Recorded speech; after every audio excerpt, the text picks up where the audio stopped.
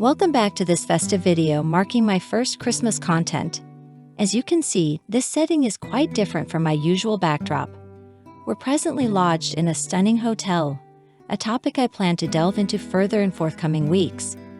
But today, the catalyst for this Christmas Eve video is recent news that sparked a whirlwind of thoughts. This particular news item triggered reflections akin to tumbling down a rabbit hole, a moment compelling enough to prompt serious contemplation. It's yet another piece in a broader narrative that has been brewing, and while it's the holiday season, the gravity of this topic persists. I'll forewarn you, my regular filming equipment isn't with me. This video is entirely on my phone. We're in this together, and at this juncture, I can't promise visuals beyond my face throughout. Nonetheless, let's dive into the story that caught my attention. Ashley Hansen, a notable figure formerly associated with NBC Universal, who transitioned to work for Harry and Meghan. Her departure joins a lengthy list, signaling a pattern of turnover within their staff, a revolving door, so to speak.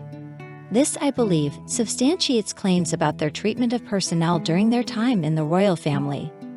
A recurrent defense for Meghan Markle revolves around the notion that multiple departures can't all be indicative of mistreatment.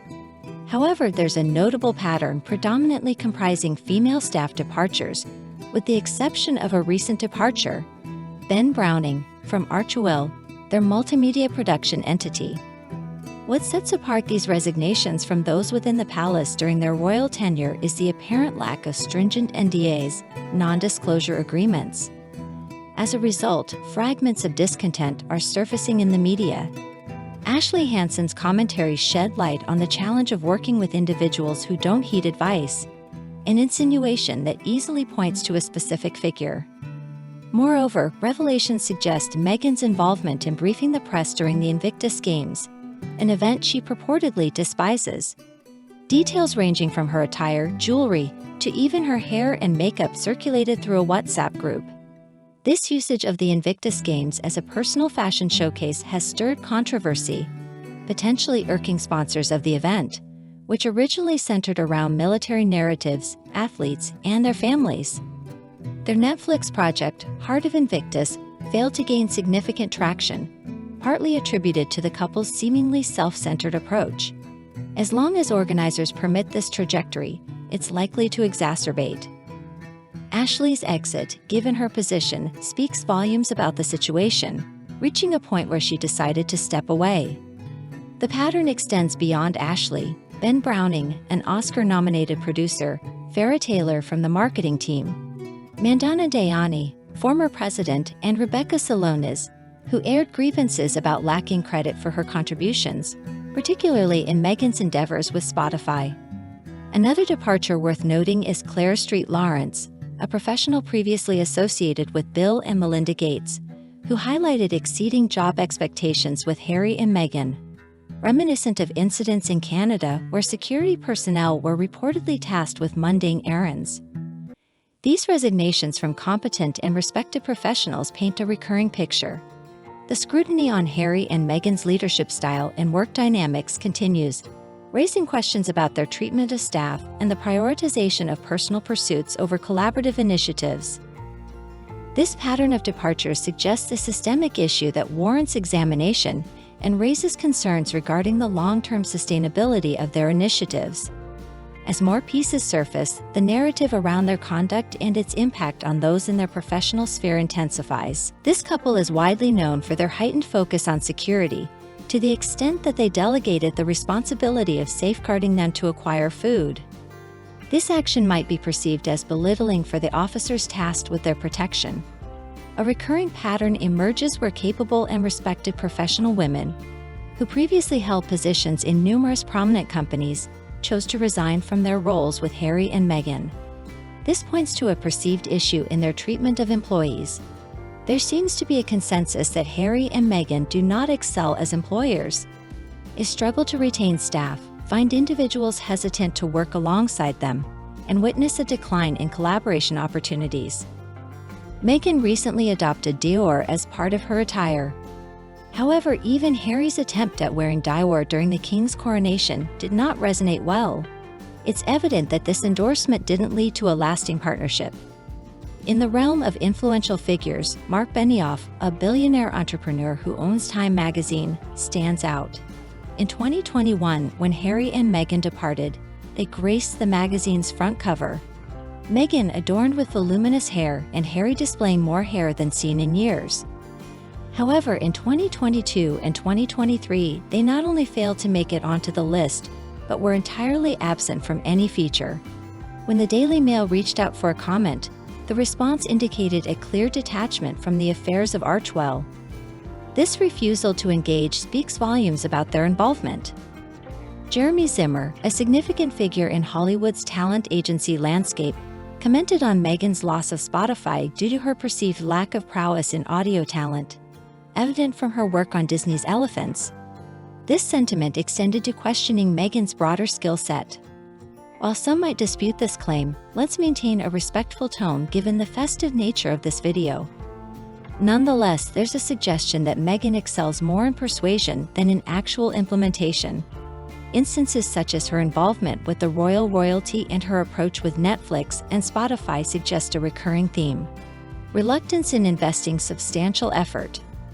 Even reputable crisis management firms like Sunshine Sachs, known for aiding figures like Harvey Weinstein in turbulent times, severed ties with Meghan.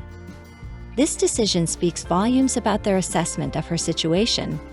Ari Emanuel's involvement in their ventures raises questions. Are there regrets in persisting with endeavors that might not yield favorable outcomes? Reports of their distress over Endgame failed to stir sympathy, given prior instances of misleading or partial truths. Their response to controversies further amplifies concerns.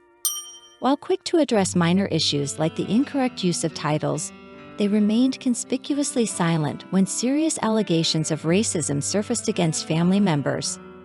This behavior raises doubts about their ethics and priorities. Recent events surrounding Archewell's concise promotional video garnered attention. Despite attempts to condense their achievements and philanthropic endeavors into a minute-long clip, it appeared that much of the showcased work was accomplished by others. Observations from the UK to the American audience emphasize that the critique isn't rooted in biases concerning Meghan's biracial identity or her marriage to Harry. Instead, it revolves around their perceived unpleasant demeanor and work ethic, which was evident even during their tenure in the royal family. Their tendencies to complain, seek entitlement without substantial contribution, and capitalize on controversial narratives became apparent to a wider audience, notably during their interview with Oprah Winfrey. Their attempt to garner sympathy and support through media engagements, such as the Netflix documentary, backfired. Their narrative changes and embellishments, especially surrounding personal stories, were met with skepticism. Harry's references to his mother and Meghan's intimate gestures at Princess Diana's resting place came across as overly dramatic and potentially manipulative. It's quite fascinating how Harry's reactions seemed devoid of any red flags. An observer with even a single functioning brain cell would have recognized the abnormality of the situation. Yet Harry embraced it wholeheartedly. The subject matter often delved into peculiar territories during our numerous conversations, particularly revolving around Harry's personal anatomy. It appeared as though he endeavored, perhaps subconsciously, to overshadow his brother's wedding by recounting a rather bizarre anecdote, casually mentioning, "Oh, by the way, I had a frozen blue appendage at the time." However, what rendered this discourse remarkably Freudian was Harry's association between his frozen appendage and the fragrance of Elizabeth Arden cream, evoking memories of his mother's lips as he gently applied the cream on his intimate parts. It's an eyebrow-raising narrative that prompts one to question, are you in dire need of therapy? And if so, is it the right kind? Prince William's conjecture about Harry possibly being influenced by a string of inept therapists might hold some weight, for something seems amiss with that man. Amidst the litany of tribulations faced by Harry and Meghan, there's an inevitable reference to Oprah, an interview that caused a stir due to the controversial claims made. One of the most alarming assertions was Meghan's statement about their security being revoked because Archie, their child, was biracial and thus wouldn't be granted the title of prince. However, this was a misrepresentation of facts as they had the option to accept the titles, a choice Meghan quickly dismissed. Immediately after the Queen's departure, the swift proclamation was made for Princess Lily and Princess Meghan, disregarding Archie altogether.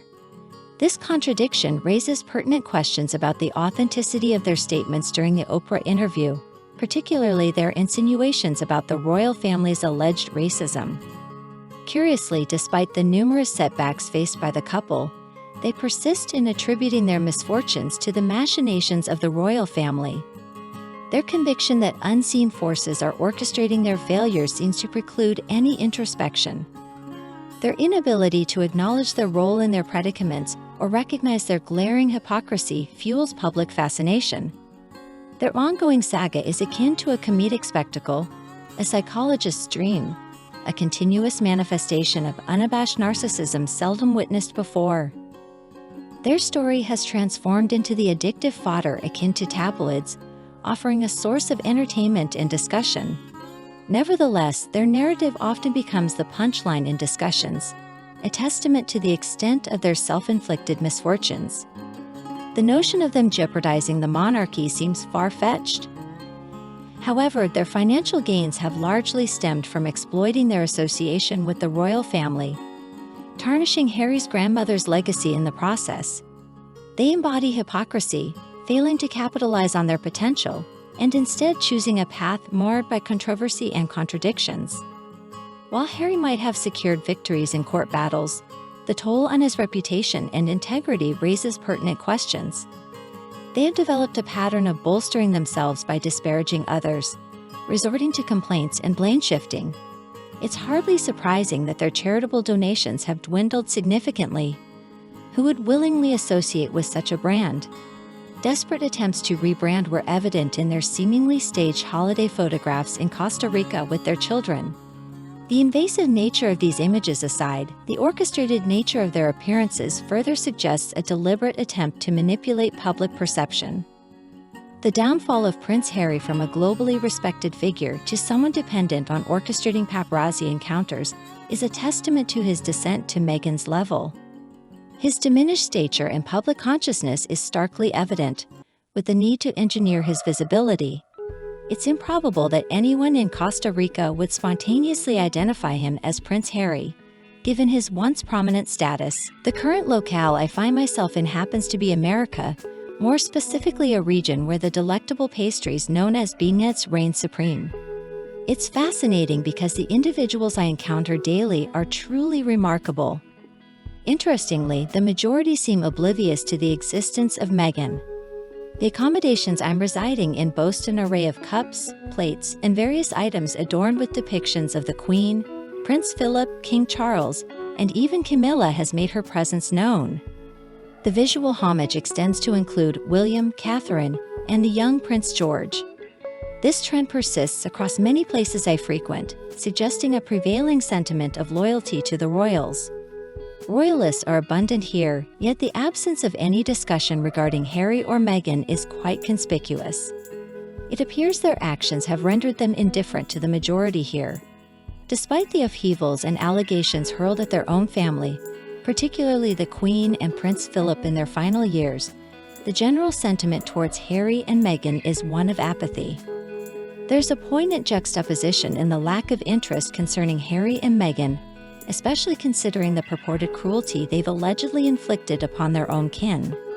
Meghan's treatment of her father, Thomas, has been a subject of critique.